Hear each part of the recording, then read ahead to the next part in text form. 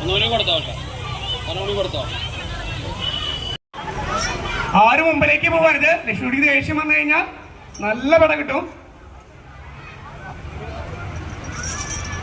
ആനയുടെ വലുപ്പം കണ്ടില്ലേ? എല്ലാവർക്കും നല്ല പട കിട്ടൂട്ടാ. ആനയ്ക്ക് ദേഷ്യം വന്നിട്ടുണ്ടല്ലോ. അപ്പൊ എല്ലാവരും നല്ല കുട്ടികളായിട്ട് അവിടെ വന്നോ. നമ്മുടെ കൂട്ടുകാരനെ കൊണ്ട് ആന ലക്ഷ്മിക്കുട്ടി പോവാണ്. വളരെ പാവമാണ്, വാചകടിയില്ല, നാവ് പുറത്തേക്കിടാൻ പറ്റില്ല. ഉണ്ടാ, നാവ് പുറത്തേക്കിടാൻ പറ്റില്ല. ഉണ്ടാ, അവിടെ നിൽക്കും. നമ്മുടെ നാവ് പുറത്തേക്ക് വരുന്നുണ്ട, അതത്രേ ഉള്ളൂ. എന്താ, നാവ് പുറത്തേക്ക് ഇടാൻ പറ്റില്ല, അതൊരു പ്രത്യേകതയാ. അപ്പൊ നിങ്ങൾ ആരെങ്കിലും ചോദിക്കാണ്, ആനയുടെ നാവ് കണ്ടിട്ട് കൊമ്പില്ലാത്ത വർഗമുണ്ട്, അതിന് മോഴയാനെന്ന് പറയും. അതിനും കൊമ്പുണ്ടാവില്ല, പകരം തേറ്റാന്ന് പറയും. ഇതെന്താ തേറ്റ? കണ്ടാ, ചെറിയൊരു ആനക്കൊമ്പിന്റെ ഒരു കുറ്റിമാരി കണ്ട. അത് കണ്ടാൽ ഒന്നാലേ അത് മോഴയാനയായിരിക്കും, അല്ലെങ്കിൽ പിടിയാനയായിരിക്കും കേട്ടോ. ശ്രദ്ധിക്കണേ. മറ്റൊരു കാര്യമാണ് ആനയുടെ ചെവി.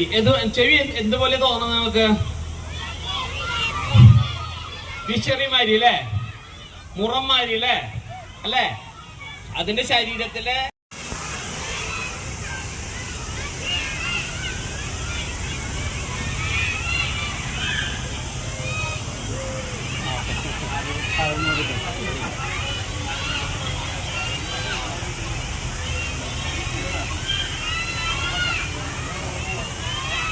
എല്ലാവരും നല്ല കുട്ടികളായിട്ടുണ്ടോ?